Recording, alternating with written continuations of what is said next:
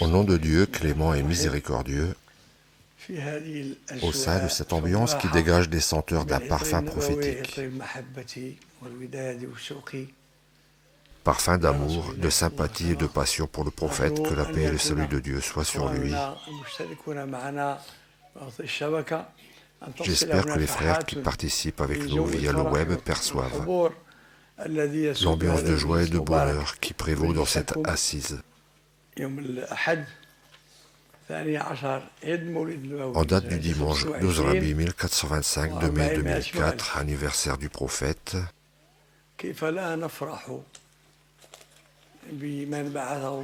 comment ne pas se réjouir de l'arrivée de celui que Dieu envoya en tant que miséricorde universelle, et nous faisons partie de cet univers. Certains d'entre nous apprécient cela à sa juste valeur, d'autres pas. Parmi les musulmans, il y en a qui ne perçoivent pas la majesté de l'avènement du prophète, paix et salut de Dieu sur lui, alors que pour l'anniversaire de leur enfant, ils ne tarissent pas d'éloges.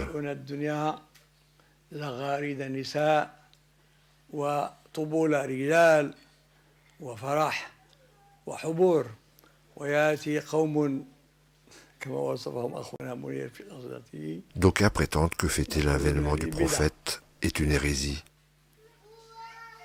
Glorifié soit Dieu. Que serait donc la tradition si l'on s'abstenait de le faire?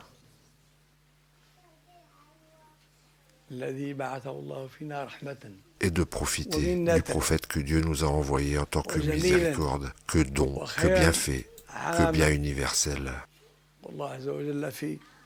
Dieu dit dans le chapitre La famille d'Imran,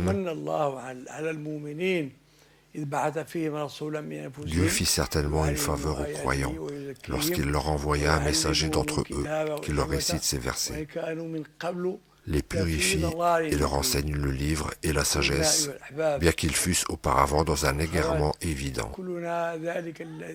Et nous sommes tous, chers frères et chères sœurs, pareils à celui qui sombrait dans les ténèbres de l'égarement et de l'obscurité. Puis Dieu nous envoya son prophète, que la paix et le salut de Dieu soient sur lui. L'avènement temporel historique se renouvelle dans le cœur de chaque musulman qui se repent. Chaque croyant qui évolue dans les degrés de la foi vers les sommets de la spiritualité, dans son cœur bourgeonne l'amour du prophète, que la paix et le salut de Dieu soient sur lui.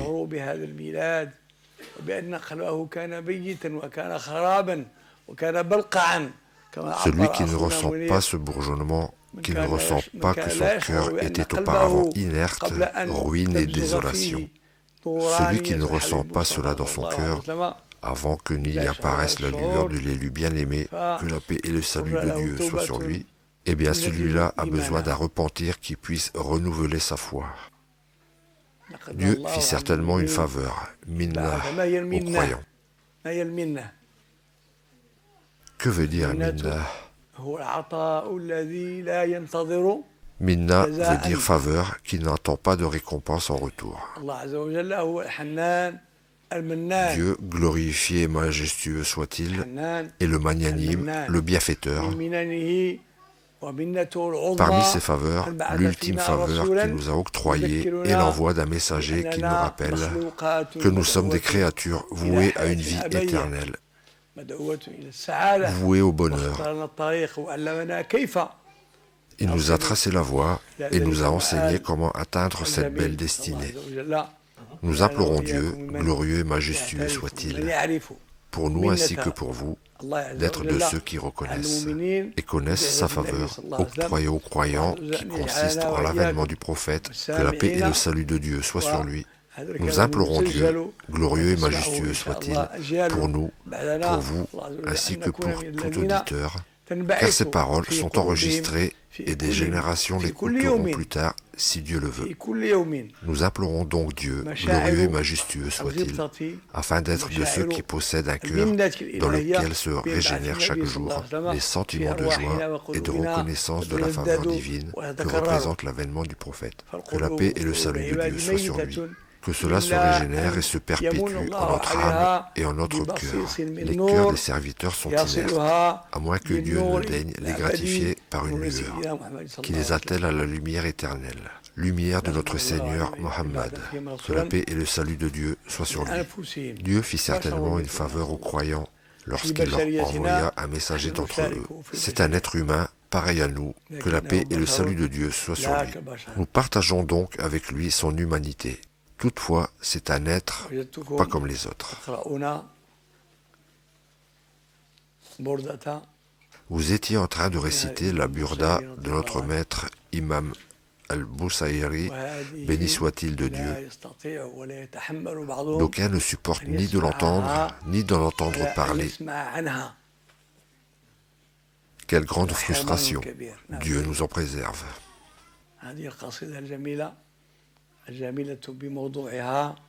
Cette belle poésie, de par son contenu, son sens et sa syntaxe, nous interpelle pour apprécier la langue et l'éloquence arabe, ainsi que la beauté de la poésie. Les nuances de la langue arabe et la subtilité avec laquelle les belles images sont véhiculées.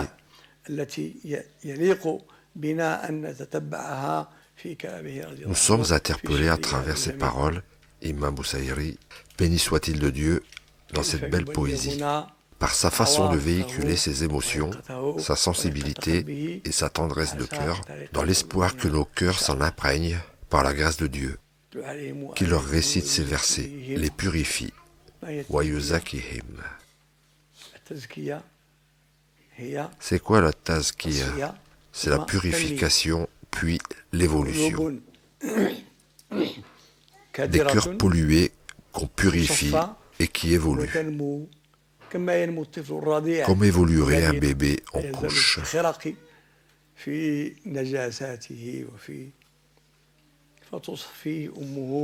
Que la mère prend en charge jusqu'à l'indépendance.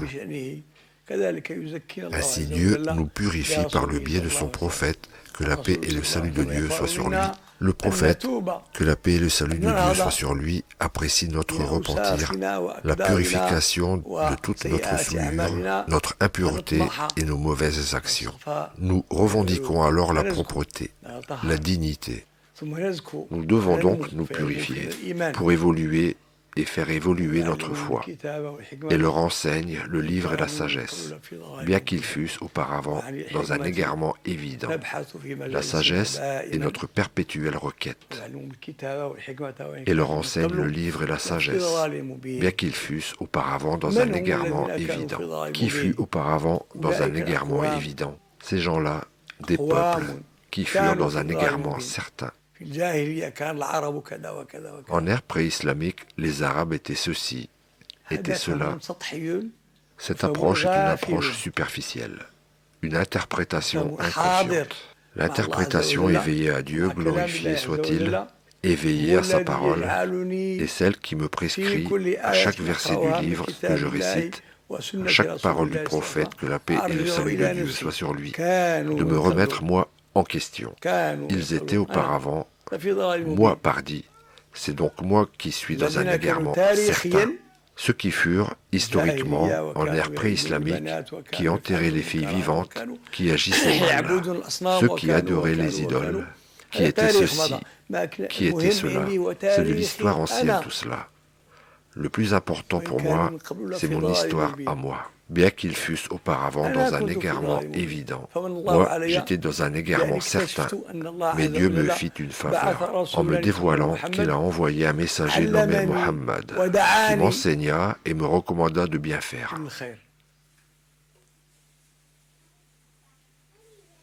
Il faut donc que nous puissions apprécier l'immense faveur que Dieu nous fit en nous envoyant le prophète, que la paix et le salut de Dieu soient sur lui, que nous aimions ce généreux prophète pour aimer Dieu à travers lui.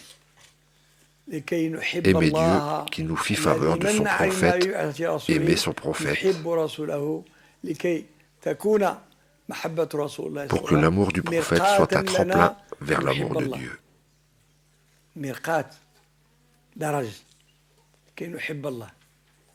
Aimer Dieu par reconnaissance. Aimer Dieu par connaissance. Connaissance de sa bienveillance et de sa générosité à notre égard. D'autres parmi eux qui ne les ont pas encore rejoints. Qui sont ceux qui n'ont pas encore? Il s'agit de moi. C'est donc moi. Historiquement, ce sont ceux qui ont succédé aux prophètes, leurs successeurs, ainsi que les bons musulmans. Et nous, en tant que groupe, nous en faisons partie. Le plus important dans d'autres parmi eux qui ne les ont pas encore rejoints, c'est le sens. Nous devons le méditer. Dieu dit, ne médite-t-il donc pas le Coran, ou alors les cœurs portent-ils des cadenas? Que veut dire ne médite-t-il donc pas le Coran? Ça veut dire qu'ils doivent méditer ce qu'il y a au-delà des mots, au-delà des connotations historiques. Au-delà de tout cela, il y a moi, ma destinée à moi, mon histoire à moi. Pas encore. C'est donc moi le concerné. Nous implorons Dieu, glorieux et majestueux soit-il, de générer en nous le sens de l'espérance, que symbolise le terme « pas encore ». « Pas encore » est un terme qui marque la négation, l'espérance et la prévision. Ceci n'est pas arrivé. C'est une phrase qui marque la certitude. Ceci n'est pas encore arrivé. Un tel n'a pas encore appris le Coran. Il y a toujours espoir qu'il l'apprenne. D'autres parmi eux qui ne les ont pas encore rejoints, et c'est lui le glorieux, le sage. Telle est la faveur de Dieu qu'il accorde à qui il veut. Faveur de Dieu accordée à qui? Accordée à un bébé orphelin dont le grand-père, Abdel-Muttalib, se mit en quête d'une femme pour l'allaiter. Laquelle d'entre vous accepterait d'allaiter cet orphelin? Demanda-t-il. Que nous importe un orphelin? Répondirent-elles.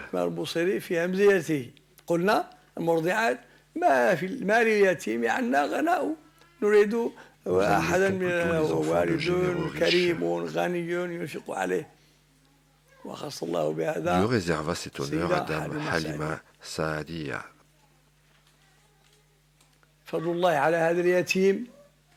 La bienveillance de Dieu s'est manifestée à l'égard de cet orphelin que Dieu recueillit. Il était nécessiteux et il l'a comblé.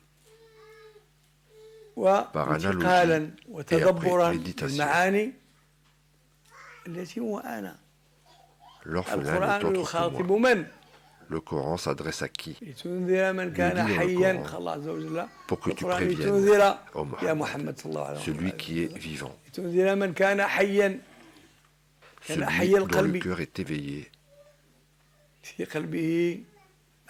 L'amour et la passion de Dieu et de son prophète remplissent son cœur. Ainsi, ça me concerne moi. N'étais-tu pas orphelin? L'orphelin, c'est moi. Si je ne suis pas orphelin biologiquement, je le suis spirituellement. J'étais égaré dans ce monde. Dieu m'accueillit et me facilita la rencontre avec des gens qui me guidèrent sur la voie. J'étais démuni,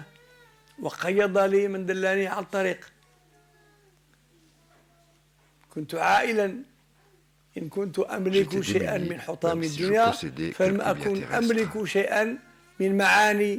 Je n'avais aucune notion de la transcendance spirituelle, ni de ce qui me serait bénéfique dans ma vie dernière. N'avons-nous pas ouvert ton cœur? Le message est adressé au prophète, que la paix et le salut de Dieu soient sur lui, mais aussi à quiconque chemine sur sa voie, jusqu'au jour de la vie. N'avons-nous pas ouvert ton cœur? Tu étais triste, malheureux et sombre. Nous t'avons débarrassé de tes fardeaux. Tu portais de lourds fardeaux. Il s'agit de Dieu, le glorieux, le sage, le Le plus lourd de tous les fardeaux est l'ignorance du sens de mon existence. Je ne connaissais pas le sens de mon existence, moi. Il y avait devant moi l'ombre de la mort, de la peine de mort. Je suis donc un être, j'existe. J'ai été créé, si toutefois je crois en la création. Je suis quelque chose d'insignifiant qui existe en ce monde. Gloire à Dieu que deux fardeaux portent les mécréants, et ceci est un dévoiement, un détournement que Dieu réserve aux mécréants. Ils portent ce lourd fardeau, mais n'en sont pas conscients. Ils se consolent en se disant que les sciences, les inventions vont nous guider. Ils se consolent par des produits de consommation et de loisirs.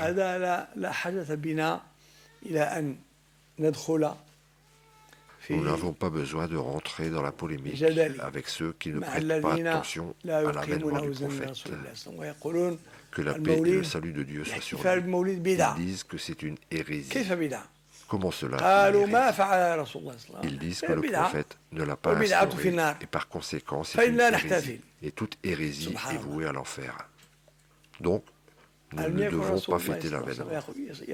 Le prophète, que la paix et le salut de Dieu soient sur lui, ne jeûnait-il pas chaque lundi et ne disait-il pas que c'est le jour où il lui a été révélé où il est né?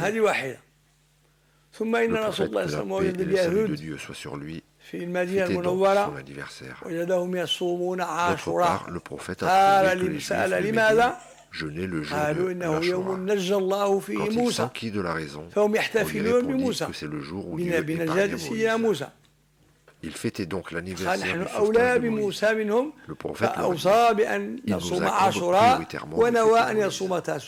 Il préconisa donc de jeûner Ashura et prit la résolution de jeûner Ashura ainsi que sa veille l'année suivante, si Dieu ne l'avait pas rappelé à lui avant.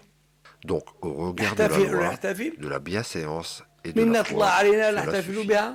Comment ne pas se réjouir de la faveur de Dieu?